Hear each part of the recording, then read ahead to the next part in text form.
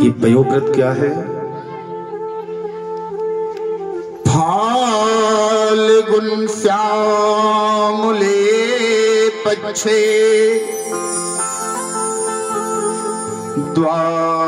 द्वादशाहं पयोव्रतः। बोले फाल्गुन महीने के शुक्ल पक्ष में प्रतिपदा तिथि से अर्थात अमावस्या के तुरंत बाद, फाल्गुन महीने के शुक्ल पक्ष में प्रतिपदा से लेकर द्वादशी तक 12 दिन इस व्रत को रखना है। करना क्या है? गौ दुग्धानि उत्पन्नः व्यंजना उदरम भला। बोले गौ माता के दूध अथवा दूध से बना कोई भी व्यंजन इन 12 दिनों तक आप खा सकते हैं। इसके अलावा और कुछ भी नहीं खाना। केवल गौ माता का दूध अथवा दूध से बना हुआ कोई भी व्यंजन 12 दिनों तक इस व्रत को करें। 12वें दिन अर्थात द्वादशी के दिन इस व्रत को श्री लड्डू गोपाल जी महाराज के को भोग लगाकर किसी ब्राह्मण को बुलाकर भोजन करवा के इस व्रत का उद्यापन कर दें। इस व्रत के करने से निश्चित ही जिन माताओं को पुत्र नहीं है, 1 वर्ष के अंदर श्रीमद् भागवत महापुराण की कथा कहती है, प्रमाणित वक्तव्य है, 1 वर्ष के अंदर कितनी भी बड़ी कोई भी समस्या क्यों ना हो, पयोव्रत का इतना प्रभाव है। यदि विधि विधान से पयोव्रत किया जाए तो निश्चित ही 1 वर्ष के अंदर पुत्र प्राप्ति अति निर्मल पुत्र प्राप्त होगा। महाराज आज अदिति मैया ने पयोव्रत कश्यप जी के बताने से किया। कश्यप जी के द्वारा पयोव्रत बताने के कारण आज अदिति मैया को एक सुंदर पुत्र की प्राप्ति हुई। ये पुत्र केवल 52 अंगुल का है। इसका नाम है 52। जिस समय ये पुत्र आया, बृहस्पति यज्ञसूत्रम, देवताओं के गुरु बृहस्पति ने इसका यज्ञोपवीत संस्कार किया। बृहस्पति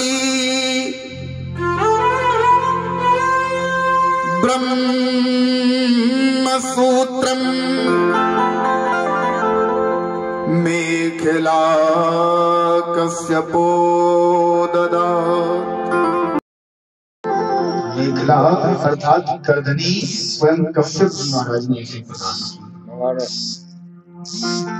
सारे लोग स्वयं सरस्वती मैया ने इन्हें आकर भिक्षा पात्र दिया। इनकी माता अदिति ने इनके गले में वनमाला सुंदर स्वरूप बनाया।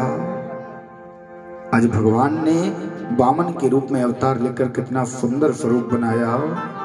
स्वरूप का वर्णन आता है, पितने पर वह पीताम्बर न रहा। हमारे प्रभु सदैव पीताम्बर धारण करते हैं। आज जो भगवान ने स्वरूप बनाया आज पीताम्बर नहीं है। बोले फिर क्या है? कितने पर वह पीताम्बर न रहा, छोटा सा पीला कंबल है तन पर वह पीला।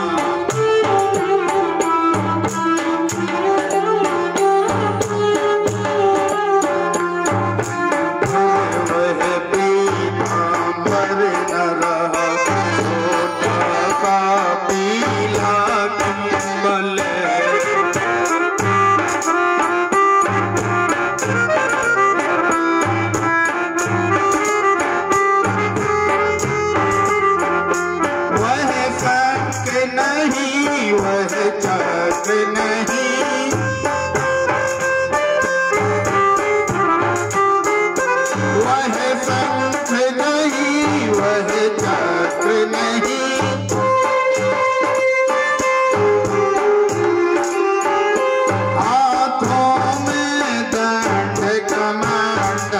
है।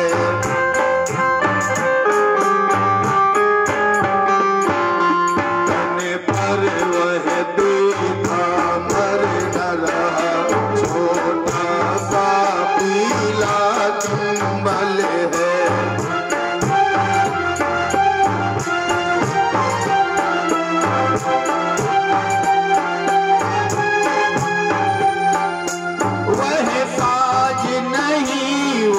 बाज नहीं, वह साज नहीं, वह बाज नहीं।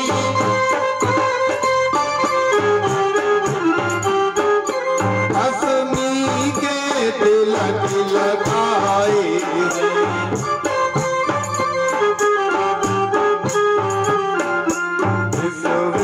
से आज मन बन कर बलि के दरवाजे आए। से आज मन बन कर बलि के दरवाजे।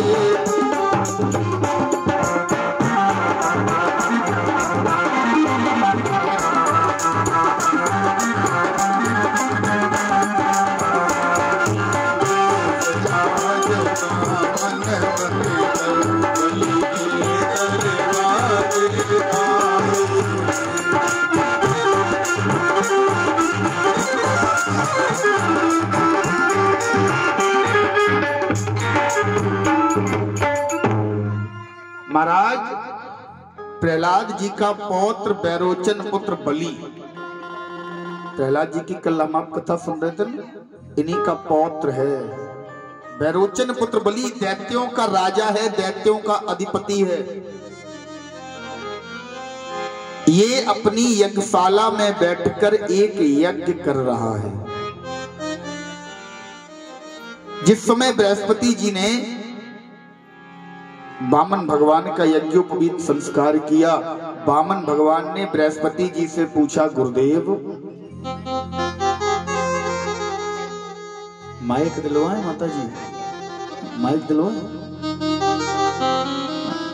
बोलो राधे राधे। वामन भगवान का जिस समय बृहस्पति जी ने यज्ञोपवीत संस्कार किया, वामन भगवान ने पूछा, गुरुदेव आपको दक्षिणा क्या दें? देव गुरु बृहस्पति बोले, हे वामन, दान और दक्षिणा सदैव सामर्थ्य के अनुसार होना चाहिए। हम तुमसे ऐसी दक्षिणा चाहते हैं जिसमें तुम्हारा सामर्थ्य है। वामन भगवान ने कहा, ऐसी क्या दक्षिणा चाहिए गुरुदेव? बृहस्पति जी ने कहा, वामन, सारी त्रिलोकी पर अपना अधिपत्य करके बैठा है बलि। सारी तीनों भवनों, तीनों लोकों को, 14 भवनों को जीतकर, देवताओं से छीनकर बलि ने अपने अधीन कर लिया है। यदि तुम मुझे दक्षिणा में देना चाहते हो तो तीनों लोक मुझे दक्षिणा में चाहिए। आज वामन भगवान ने बलि के दरवाजे पर जाने का संकल्प लिया और बलि के दरवाजे जा रहे हैं। इधर बलि एक यज्ञ कर रहा है। उस यज्ञ का प्रभाव है कि यदि यज्ञ संपूर्ण हो गया तो बलि स्वर्ग लोक पर भी कब्जा कर लेगा, सारे देवताओं को बंधक बना लेगा, स्वर्ग लोक भी बलि के कब्जे में आ जाएगा, दैत्यों का चारों तरफ अधिकार हो जाएगा। आज वामन भगवान अपनी मैया अदिति पिता कश्यप जी का आशीर्वाद आशीष लेकर, सुंदर स्वरूप बनाकर विश्वेश आज वामन बनकर बलि के दरवाजे आए हैं। जैसे ही बलि के दरवाजे पर आ रहे हैं, दूर से ही बलि ने देखा यज्ञशाला में बलि बैठा हुआ है। दूर से बलि ने देखा मानो महाराज हजारों सूर्य, करोड़ों सूर्य एक साथ एकत्र होकर चले आ रहे हैं। ऐसा तेज, जैसे ही तेज को देखा बलि की आंखों ने काम करना बंद कर दिया। थोड़ी देर आंखों को मीस कर, थोड़ी देर आंखों को मल के बलि ने अपनी आंखें खोली। जैसे ही देखा,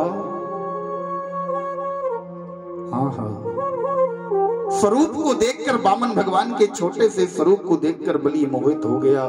दौड़कर यज्ञ को बीच में छोड़ा, दौड़कर बाहर आया, हाथ जोड़कर स्वागतम ते नमस्तुभ्यम, हाथ जोड़कर वामन भगवान का स्वागत कर रहा है बलि। स्वागतम ते नमस्तुभ्यम प्रियम किम करवाणि वा। हे ब्राह्मण देवता, हे बालक स्वरूप, बाल स्वरूप ब्राह्मण देवता, आपका स्वागत है। प्रियम किम करवाणि वा, हमारे लिए आदेश बताइए, हम क्या करें। जैसे ही वामन भगवान आए, बलि ने तुरंत स्वागत किया, एक सुंदर सा आसन बैठने के लिए दिया और सुंदर से आसन पर बैठाकर तुरंत अपनी पत्नी से कहा, एक सुंदर सी थाल में जल लेकर आओ। जल मंगाया, पैरों को धुला, तत्पाद शौचम जनकिल मिसापहम। आज पैरों को बलि ने धुला। आज तक कितने भक्त ऐसे हुए जिन्होंने भगवान के पैरों को धुला, जानते हैं? कितने लोगों को यह सौभाग्य मिला जिन्होंने भगवान के चरणों को धुला है, जानता है कोई? नहीं जानते। केवल 4 भक्त ऐसे हुए हैं जिन्होंने भगवान के चरणों को धुला है भैया। कौन कौन? सबसे पहले जिस समय राम जी नेपाल में मिथिलापुरी में जनकपुरी में बैठे हैं, जनक जी जानकी मैया और राम जी के पद पखार रहे हैं विवाह के समय। लागे पखारन पाए पंकज, पैरों को पखार रहे हैं जनक जी। ऐसा सुंदर सौभाग्य सबसे पहले जनक जी को मिला। जनक जी के बाद दूसरे नंबर पर कौन ऐसा भक्त है जिसने चरणों को धोया? अरे दूसरे नंबर पर अति आनंदो उमगे अनुरागा, चरण सरोज पखारने लगा। किसने धोया? बोले पानी कठौता भर ले आवा। पानी कठौते में भरकर लाया कौन? केवट भैया। दूसरे नंबर पर केवट भैया ने भगवान के चरणों को धोया। तीसरे नंबर पर एक मैया है, दिन रात सोचती है कि मिले आराम, तुम मिले आराम,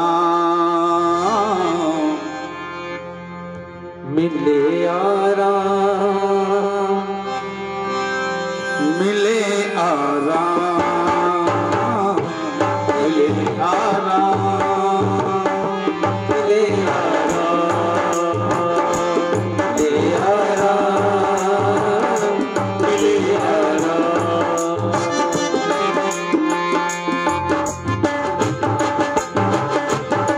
क्या सोच रही है? पथ निर्गत अब थक गई अखियां, सुबह से हो गई शाम। पथ निर्गत अब थक गई अखियां, सुबह से हो गई शाम। मिले आराम, मिले आराम, मिले आराम, मिले आराम, मिले आराम,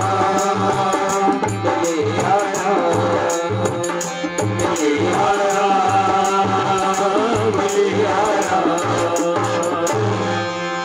सोच रही है कौन है? बोले पथ निरकथ अब थक गई अखियां, सुबह से हो गई शाम, मिले आराम तो मिले आराम। जब मेरा राम आकर मुझे मिलेगा तभी मुझे आराम मिलेगा। ऐसा भाव बनाकर बैठी भिलनी मैया, सबरी मैया तीसरी ऐसी भक्त है जिसने प्रभु के चरणों को धुला। और चौथे नंबर पर किसने धुला? बोले तत्पाद शौचम, बलि ने। आज तक केवल 4 भक्त ऐसे हुए जिन्होंने भगवान के चरणों को धुला।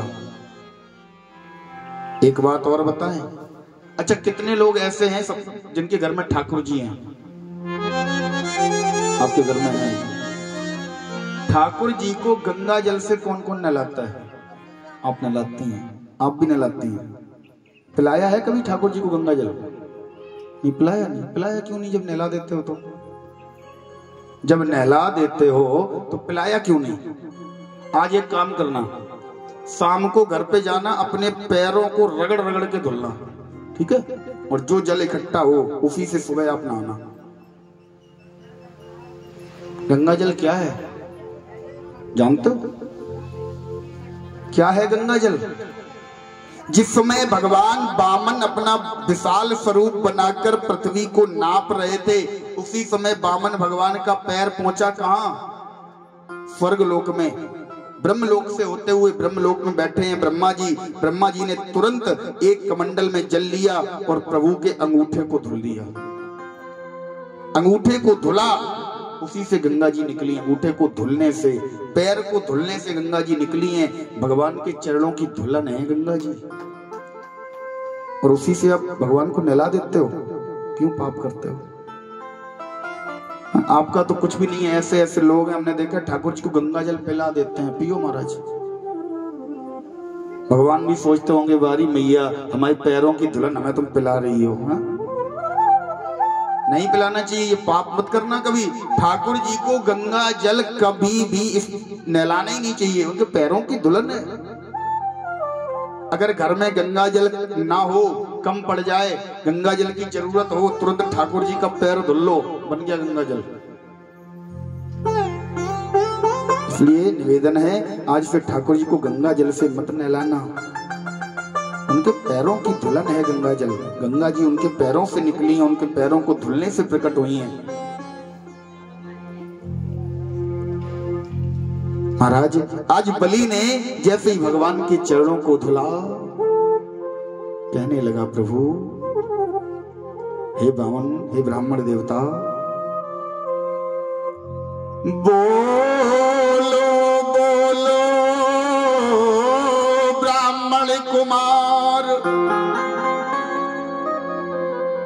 हे ब्राह्मण देवता, आपका स्वरूप देखकर मैं मंत्र मुग्ध हो रहा हूं। बड़ी कृपा की आपने जो आप मेरे दरवाजे पर आ गए। बोलो बोलो ब्राह्मण कुमार, किस कारण आप पधारे हैं? मेरा ये वंश पवित्र हुआ जब से ये पांव पखारे हैं। हे ब्राह्मण देवता, हे बालक ब्राह्मण, बताइए आप किस कारण मेरे दरवाजे पर आए, मुझे दर्शन देने आए? आपके चरणों को धुलकर ऐसा लग रहा है जैसे मेरा वंश पवित्र हो गया हो। मैंने मनऊ रंक निधि लूटन लगी, पता नहीं मुझे कितना बड़ा खजाना मिल गया हो। महाराज वामन भगवान ने कहा बलि, हमने सुना है तुम बहुत बड़े दान दाता हो। बलि ने कहा हाँ महाराज, सुना तो आपने सही है। हमारे दरवाजे पर आज तक जो भी आया कभी खाली नहीं लौटा। बामन भगवान ने कहा बलि तो क्या बिल्कुल सही जगह आए? बोले हाँ महाराज बिल्कुल सही जगह आए। आप भी कुछ मांगने आए हो? बोले हाँ विचार तो यही करके आए कुछ मांगा जाए। बोले महाराज मांगो, क्या मांगने आए हो? बामन भगवान ने कहा बलि हम तुमसे जो मांगने आए हैं क्या तुम वो मुझे दे पाओगे? बलि ने हाथ जोड़े, बोले भगवान हे ब्राह्मण देवता, आप बैरोचन पुत्र सबसे बड़े दानी बैरोचन पुत्र बलि के सामने खड़े हैं। आप शायद भूल रहे हैं कि आप समुद्र के सामने खड़े होकर प्यास की बात कर रहे हो। क्या मांगोगे? मांगो। तब तक यज्ञशाला में बैठे हुए शुक्राचार्य जी जो बलि के गुरु हैं, दैत्य गुरु, तब तक शुक्राचार्य जी की नजर गई। बोले बलि बात किससे कर रहा है? यज्ञशाला से निकलकर देखा एक छोटा सा 52 अंगुल का सुंदर सा बालक बामन का स्वरूप बनाए, ब्राह्मण का स्वरूप बनाए, महाराज कंधे पर सुंदर यज्ञोपवीत सुशोभित हो रहा है, गले में सुंदर अक्षमाला है, एक हाथ में छत्र है, एक हाथ में कमंडल है। सुंदर सा स्वरूप जैसे ही सामने देखा शुक्राचार्य जी पहचान गए। बोले बलि तुम किससे बात कर रहे हो? बलि ने कहा महाराज ये एक छोटा सा बालक आया है मेरे दरवाजे पर, कुछ याचना लेकर आया है, कुछ मांगना चाहता है। मेरे दरवाजे पर ये कुछ मांगने आया है प्रभु। शुक्राचार्य जी ने कहा बलि जिसे तुम छोटा सा बालक समझ रहे हो ये कोई छोटा सा बालक नहीं है। जिसे तुम छोटा सा बालक समझ रहे हो ना, ये कोई छोटा बालक नहीं है बलि। बोले फिर महाराज? बोले बलि तुम शायद भूल कर रहे हो, तुम इसे पहचान नहीं पाए, ये कौन है जानते हो? बलि ने हाथ जोड़े, बोले प्रभु ये सामने छोटा सा ब्राह्मण बालक मेरे सामने याचना लेकर आया। इसने सुन रखा कि मैं बहुत बड़ा दानी हूं, मेरे दरवाजे पर आज तक जो आया वो कभी खाली नहीं गया। प्रभु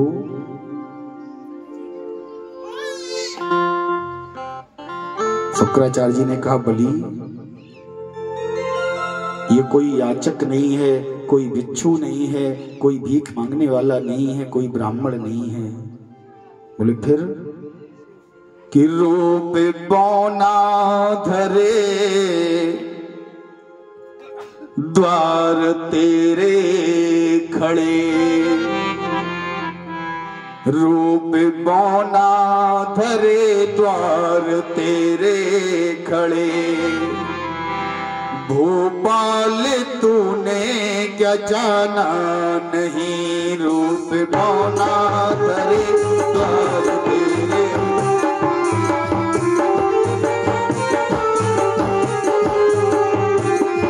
रूप बौना धरे द्वार तेरे खड़े, बौना धरे द्वार मेरे खड़े, भोपाल तूने क्या जाना नहीं।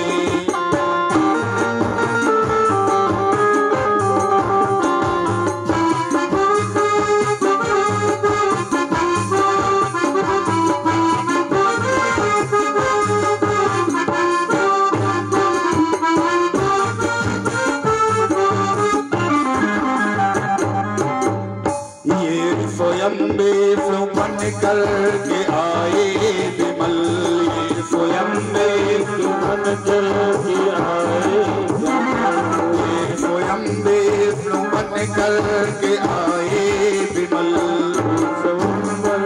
बन के आए विमल, भोपाल तूने क्या जाना नहीं, भोपाल तूने क्या जाना नहीं, रूप बौना धरे द्वार तेरे खड़े, रूप बौना धरे द्वार तेरे खड़े, भोपाल तूने क्या जाना नहीं, भोपाल तूने क्या जाना नहीं, भोपाल तूने क्या जाना नहीं, भोपाल तूने क्या जाना